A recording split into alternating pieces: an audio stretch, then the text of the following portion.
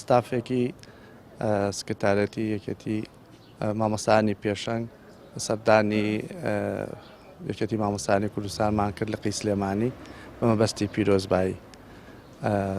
هەڵبەتە 6 ساڵ تێپەڕێ بەسەر دامەزراندنی یەکێتی مامۆستایانی کوردستانە پیرۆزبایی گەرمیان لێکەین، داواکارین لەخوای گەورە سەرکەوتوو بن و هیوادارین